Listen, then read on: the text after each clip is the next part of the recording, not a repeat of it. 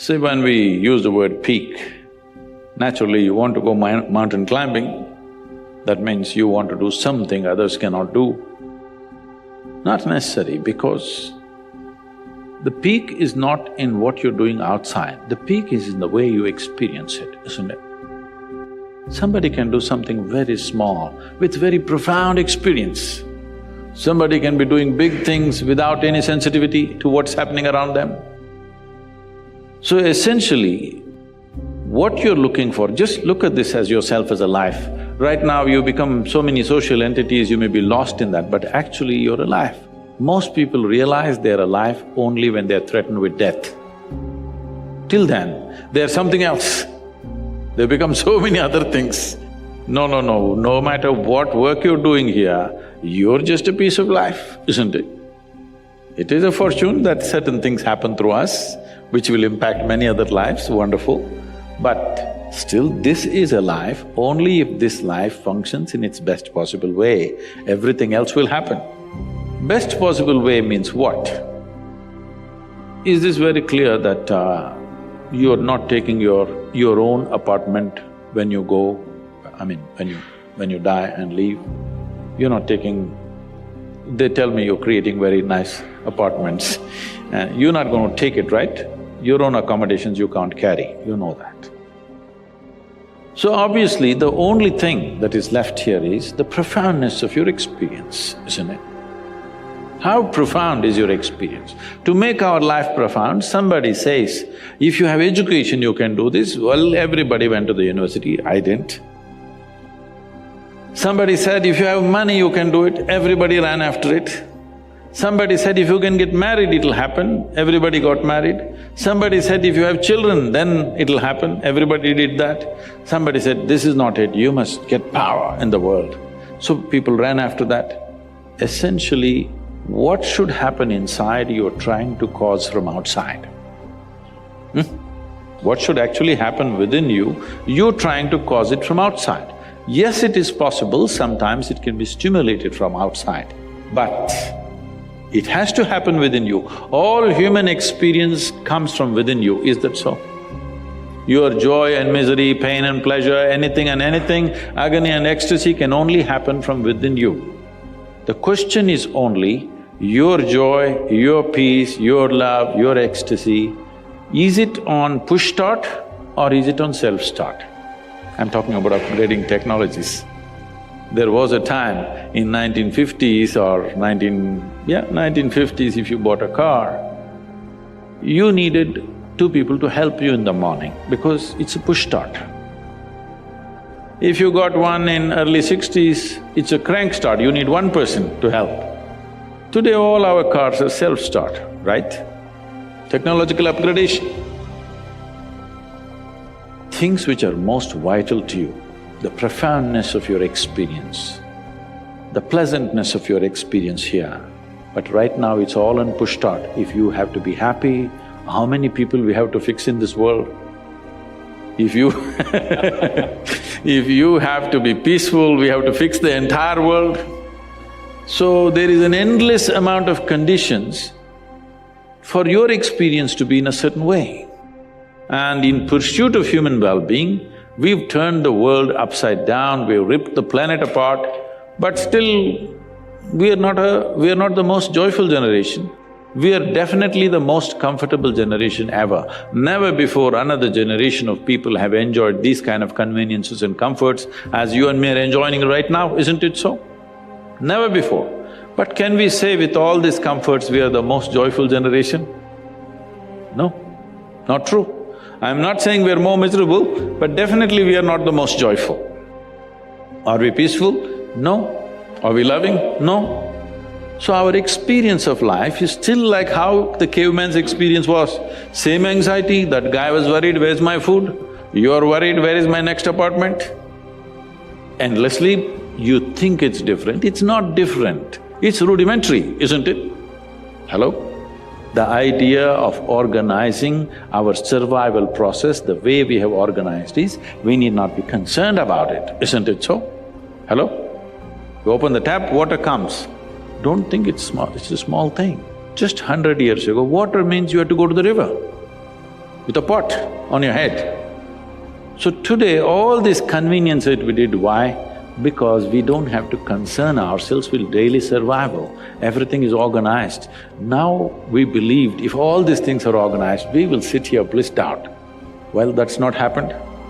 It's not happened simply because we have not taken charge of this. So peak of human life does not mean you climbed Mount Everest. I have gone up Everest, you know that? Oh, you didn't know. Somebody went up there and took a photograph with my picture in his hand. So I believe I've been there. It's much safer. It's much safer. More sensible too. Because this guy who went there, took a picture with my picture in his hands, came down and said, Sadhguru, of 12 people that we started out, only 2 of us made it to the top. And I took the picture and I came down.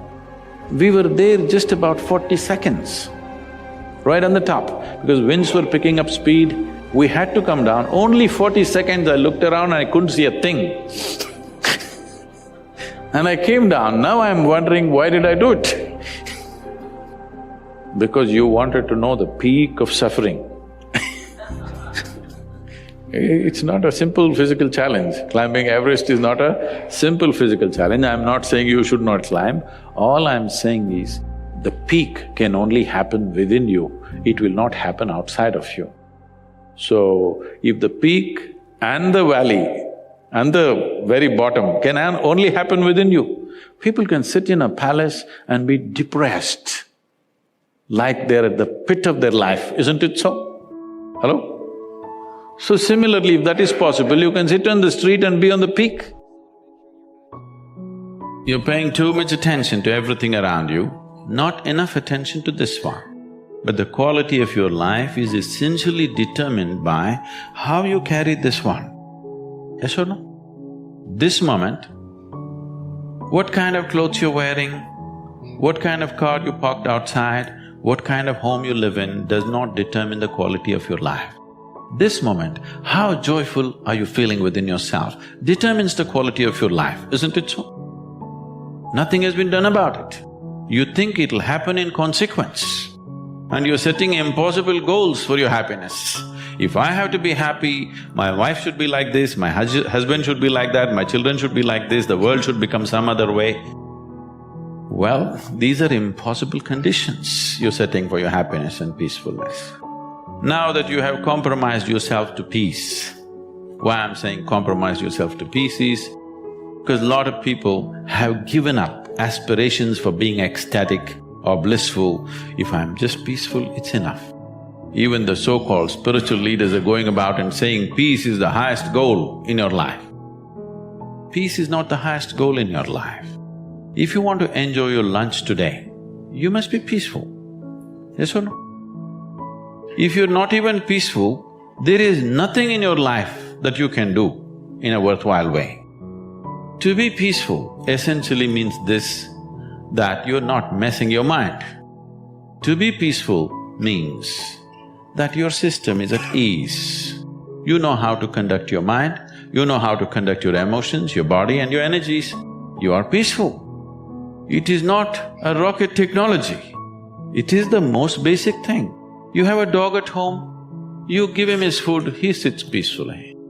Maybe not ecstatic, but peacefully. Many times they're ecstatic also. Yes?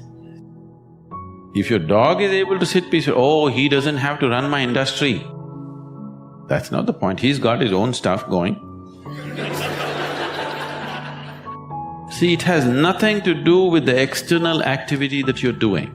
It's got something to do with the internal systems as to how they're functioning. Essentially, it means neither your body, nor your mind, nor your chemistry, nor your emotions, nor your energy are taking instructions from you. They're doing their own thing. Once your machine is not in your control, being peaceful is impossible. I'll tell you, you get into your car and now you go there and you want to turn this way. You do this to the steering, it goes this way. Can you peacefully drive this car? Can you? No. Anxiety is natural, isn't it? This is what has happened to your vehicle. It's out of control. You've never done anything to find out where the steering wheel is, first of all. This is not that simple as a car, this is a super computer. Now the problem is most people have not even bothered to find the keyboard. They think if they do this, somehow it'll work. When you're given such a highly sophisticated machine, if you do not conduct it properly, it will cause many problems to you.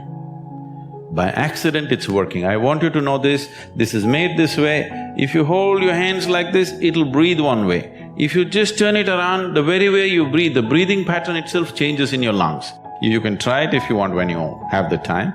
This way, this way. I'm saying everything that you do, fundamental changes are happening in this machine because it's such a sophisticated machine. It's more than a touch screen. If you just wish it, it will happen. When you have such a sensitive and sophisticated machine and you are operating like a blacksmith, then being peaceful seems to be difficult. Peace is not the highest goal in your life, it is the most fundamental requirement. Don't ever set peace as the highest goal. If you do that, you will only rest in peace. You must see, to be peaceful is the first thing in your life, isn't it? If you want to do anything sensibly in your life, if you want to conduct any situation in your life sensibly, to be peaceful and happy is fundamental. Anger happens to us, resentment happens to us. No, these things we are creating. We have the power to emote. We can make it love, we can make it joy, we can make it ecstasy, but people have chosen to make it tension, anger, resentment, hatred, they've turned it that way. Now they will claim this is because life has been unfair to me. Life has not been fair to anybody. Life is simply rolling, it's for you to learn to ride it. Sometimes we're in uncomfortable situations, sometimes we're in comfortable situations. Sometimes we're in situations where we know exactly what to do, sometimes we're in situations where we don't know what to do, sometimes somebody else is controlling the situation, sometimes you're controlling the situation. This is how life is. If you are constantly stepping into unfamiliar situations in your life, that means you are growing at a rapid pace. If you are constantly in comfortable situations, that means you are a stagnant life. So if you look for comfort, if you look for a comfort zone, because the moment your thoughts and emotions are going to torment you with external stimulation that happens, what will you choose? You will choose a comfort zone. This means you will limit your life. So the moment somebody can cause you pain or suffering, this means unknowingly you will make the very scope of your life very limited. Only when a person loses this fear of suffering, that no matter what happens, this is how I will be, if this assurance comes to you, then you walk full stride, because whatever happens in the life around you, it will not really make you suffer.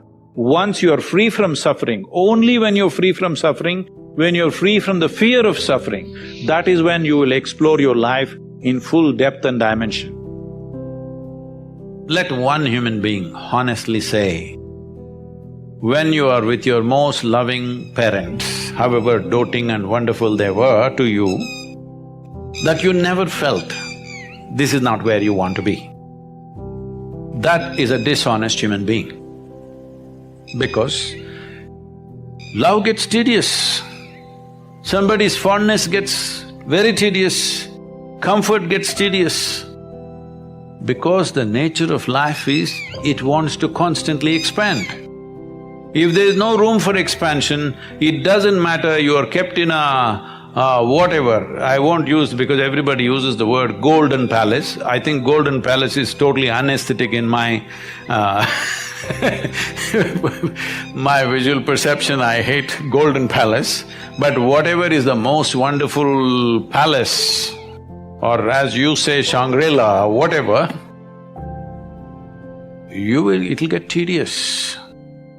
All the heaven-bound people, they don't know how bored they will be within 3 days in that place of goodness.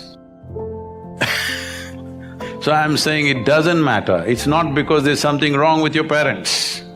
They may be most wonderful people, but the very nature of a human being is such Only if you're a pet animal, if you have reduced yourself to that, you're just happy with the meals that you're getting and somebody is fondling you once in a way and you're happy with that.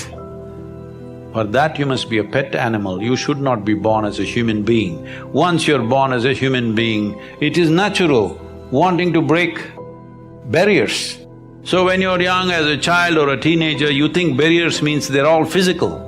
Before you understand, the barriers are not really physical. Whether you build your own house or you live in your parents' house or you live in a slave master's house, the house and walls are not the barrier. It is all within us. Before you realize that, or how soon you realize that, will lead to either transformation or frustration. I would say there's literally no human being who is not confronted with a thought and an emotion like that, but they manage to brush it aside. It doesn't bother them enough. The pain of not knowing doesn't tear them, that's the whole problem. They come to terms with ignorance, they make a deal with ignorance. They will build relationships where everybody will confirm this is the best way to live. Of comfort, companionship, love, affection. These are all things you're seeking. I know a whole lot of people have raised human emotions to heavens. If you say love, they say divine love. If you say joy, they say divine joy. If you say bliss, they say divine bliss. You don't need any God's help to be joyful, loving, peaceful. As a human being, you're endowed with these qualities. So all those who deprived themselves of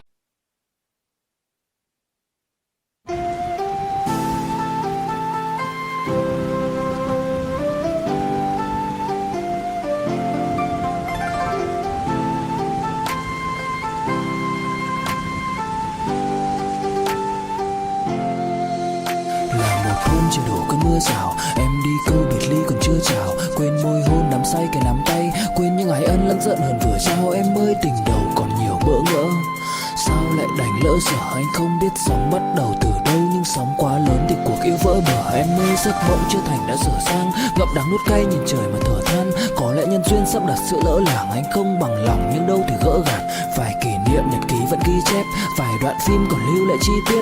Đớn đau nào não nề như khi biết đoạn kết thê lương trên dòng sông ly biệt. Em ơi chờ đợi cả thanh xuân như cánh hoa 10 giờ, vẫn y nguyên cảnh vật nhưng chúng ta bây giờ đây thành người thừa.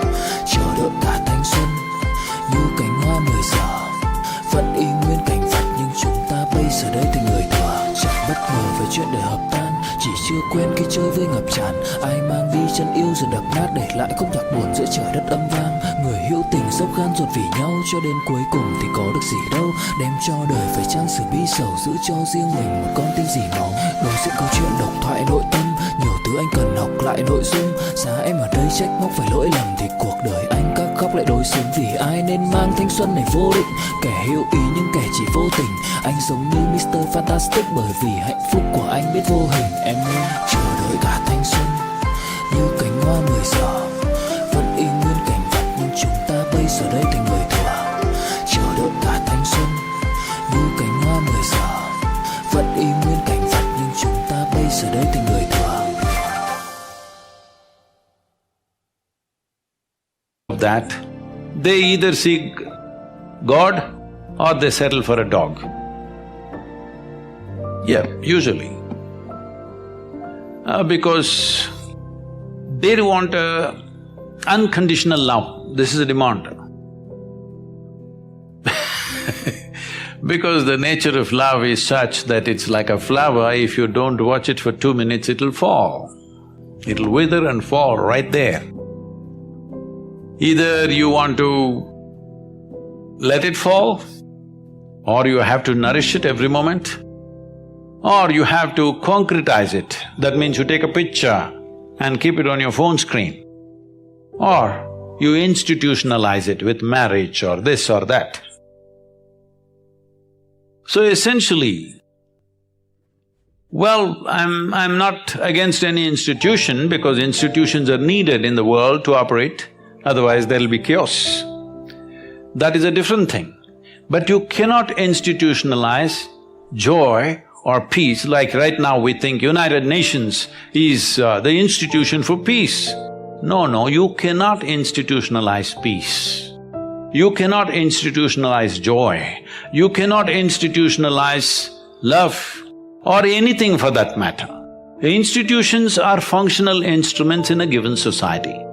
I have utmost respect for them because without it, a whole lot of people wouldn't know how to live. You need institutions, there is a government, there's a democratic process, there are variety of things, all right? There are courts, there are parliaments. Well, 90% of the time some nonsense may be happening there, but still these institutions are important because without that there will be total chaos. So I'm not talking against institutions, but institutionalizing things that happen within a human being is a silly effort. How do I enhance my competence? See, let's say you want to run on the field, let's say you want to run a race, you want to run 100 meters. It is not running that you have to work on right now, you have to work on your legs and lungs and muscle and everything, isn't it so? So, if you want to become a great engineer, yes, definitely an institute like this is crucial on one level. But any number of people might have come here and gone, not all of them became great engineers. Though they might have produced hundreds of great engineers, still not all of them will become, simply because of their own individual attitudes and competence and whatever else, isn't it?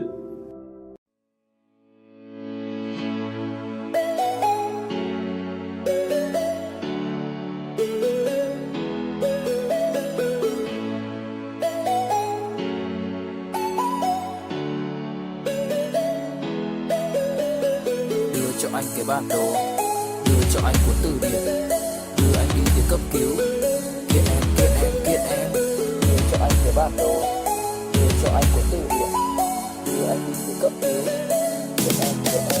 Mặc cuộc đời nó chẳng như ý em mong, anh nguyện vẫn luôn sẽ như lòng em muốn. Dẫu không cách nào mang nắng về đêm đông, cũng không hái được sao trên trời kia đem xuống. Nhưng sau này có thể đưa em giữ hộ tiền lương, sau này có thể làm việc nhà nếu em lười. Nhân gian thường nói không tồn tại thiên đường, chắc do họ chưa từng nhìn thấy lúc em cười. Ấm áp tỏa sáng tựa vầng thái dương, kéo anh chuyển động tinh tiến ở xung quanh. Hoài ngày hạnh phúc nhất mà anh âm thầm mãi ước, ngày ta đứng trước linh mục và cùng sánh vai lại. Thêm lần nữa tuyên bố nhẹ, em về khuyên bố mẹ kén rể đi anh đến tuyển ngay. Dù ít tin tưởng vào duyên số, nhưng nếu em cho số đảm bảo mình nên duyên đấy. Từ khi gặp em Google hết tác dụng, bởi em là tất cả những gì anh cần tìm, giống một kho báu để ngăn người khác đụng tới. Đối đầu thế giới anh cũng sẵn sàng cân tín, ghét phải lặng im coi em như cô bạn.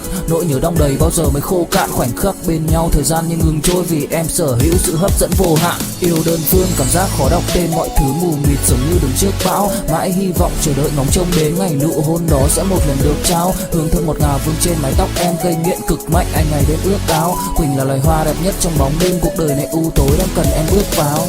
Đưa cho anh cái bản đồ vì anh sắp lạc bên trong đôi mắt kia. Hãy đưa cho anh cuốn từ điển vì cảm xúc này anh không thể cắt nghĩa. Chuẩn bị đưa anh đi từ cấp cứu vì anh sắp gục ngã dưới chân một nữ thần. Kiện em bóc lột khiến trái tim anh sao xuyến quanh năm chẳng được nghỉ kể cả ngày chủ nhật. Sắp phát in mà đâu dám lộ ra, bên bưu điện cũng không ship hộ quà. Họ chẳng thể nào chuyển hết toàn bộ nhung nhớ của anh định trao em, bởi tại vì to quá xuất hiện bất ngờ như cơn gió vườn qua. Trái tim thẫn thờ tự dưng nó chợt lạ, đối với cuộc yêu chỉ đủ chỗ cho hai người nên giá trị em giờ luôn là nhỏ hơn ba. Nhưng tất cả đều do anh nhút nhát, mà dù chinh phục em đúng mục tiêu đích thực, những câu tỏ tình lại như quốc ca Tây Ban Nha mãi không thể có được một lời chính thức. Anh khen tức với những chiếc gối ôm được trong vòng tay cùng người mà mình thích. Anh khao khát chạm vào bờ môi hôn tới nỗi thú nuôi anh cũng xem là kình địch. Mẹ anh khuyến khích nên đi theo giấc mơ đời mình, vậy anh đi theo em suốt trọn kiếp này nhé. Quyến rũ đến mức bao tấc thơ lời bình cũng khó để lột tả cái vẻ đẹp gây mê. Em làm anh cứ loạn lên, lưu luyến lại càng thêm khi chót phần vương tình. Làm thao thức bâng khuâng giữa màn đêm, tâm trí hoài ngàn năm mãi say đắm hương quỳnh. Yêu đơn phương cảm giác khó đọc tên, mọi thứ mù mịt giống như đứng trước bão. Mãi hy vọng chờ đợi ngóng trông đến ngày nụ hôn đó sẽ một lần được trao. Hương thơm ngọt ngào vương trên mái tóc em, gây nghiện cực mạnh anh ngày đêm ước ao. Quỳnh là loài hoa đẹp nhất trong bóng đêm, cuộc đời này u tối đang cần em bước vào.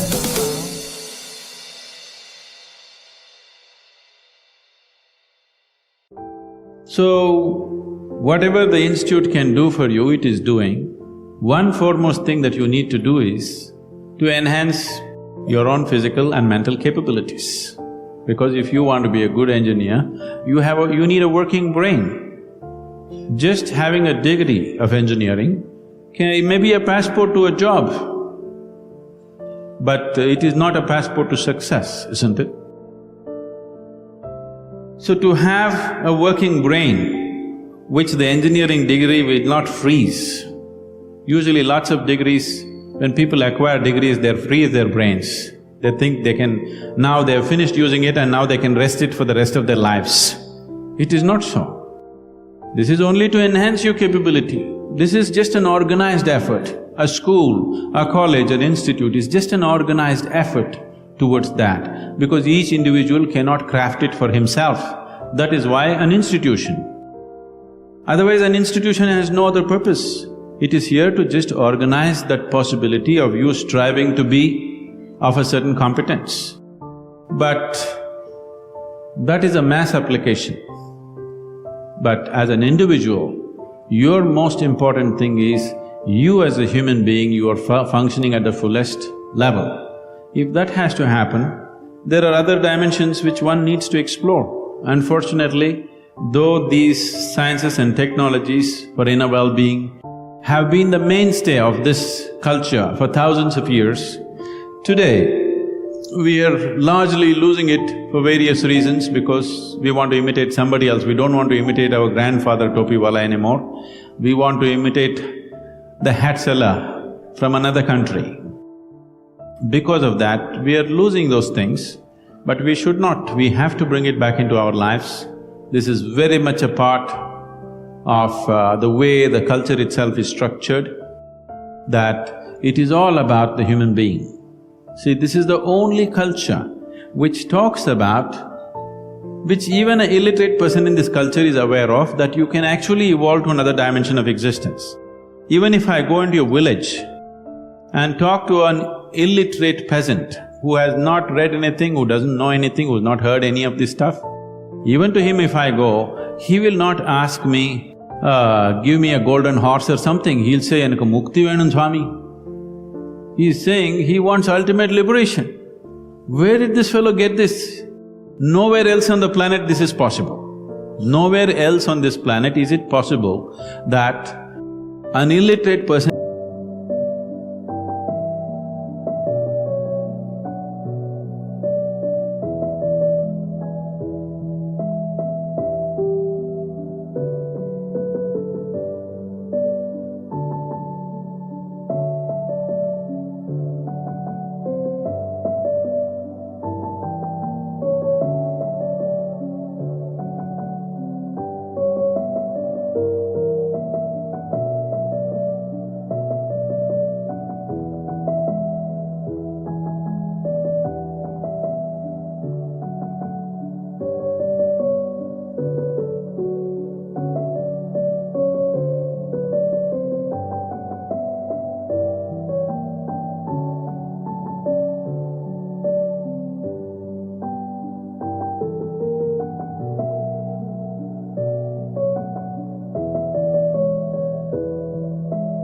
is thinking that he can break his present dimension of existence and go to another place, whatever that place is.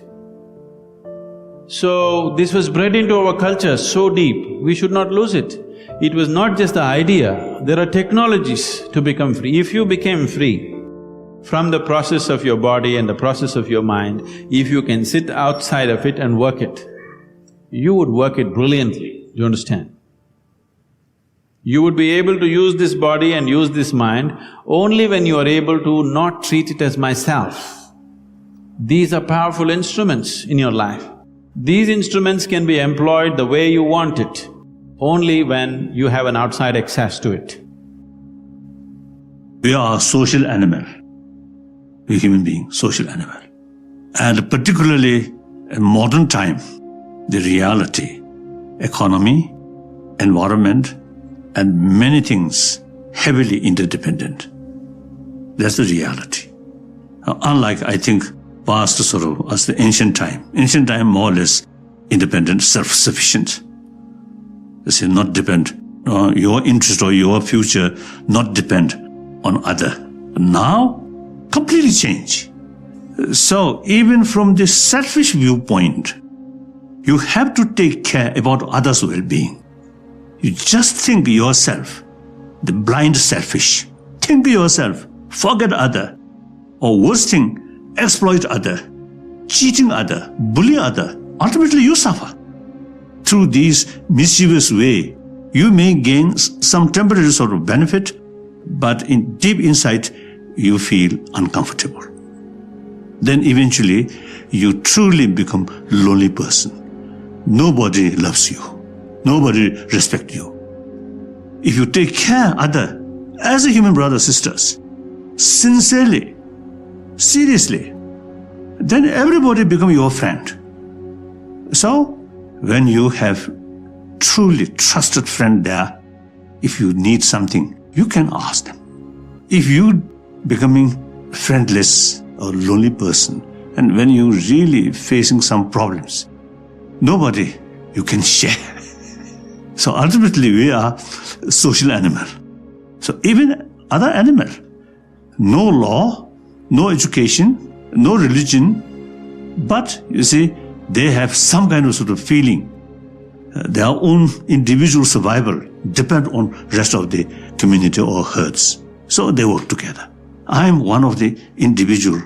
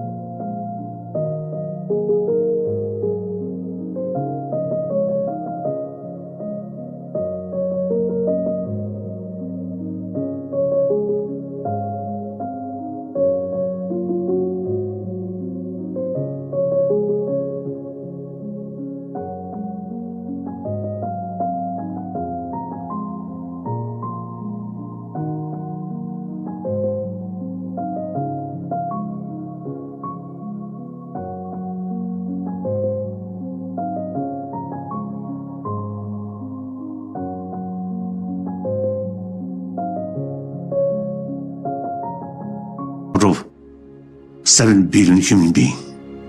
If human being, rest of the human being, happy, peaceful, I get maximum benefit. The rest of the world get trouble. How can I escape from that? And with that feeling, when I meet people, one people, or one person, or 10 people, 100,000, 10,000, 100,000, I always consider them as my brothers, sisters. That brings me, in mental level, completely relaxed. If I feel I'm something different from them, then some nervousness, some anxiety may develop. So once your own way of thinking open, reach out to them as a close friend, that tremendous sort of benefit, peace of mind. Then others also no longer feel stranger. Another human brothers, like that. So that I think nowadays we really need that. So through that way, awareness. Then from children, I think youngsters, they know. Just one child remain lonely, may cry, and play with other children. Feel very happy. So that's the human nature. So sometimes we grown up, then we always calculate, if I make friendship with that, how much I get some benefit. Or make friendship, then I can exploit or something. Then genuine basis of friendship no longer there, destroyed. Basis of genuine friendship is trust. Trust depends on openness. Like that. So, through these things, we can train. And then, at mental level, no matter what, your physical level, busy. But mental level, always calm, restful, relaxed. Immense benefit for your health. So, mental health, body health, very close link. So, the ultimate source of mental health is warm-heartedness. That's my belief. Maybe wrong. my friend, have to research more research work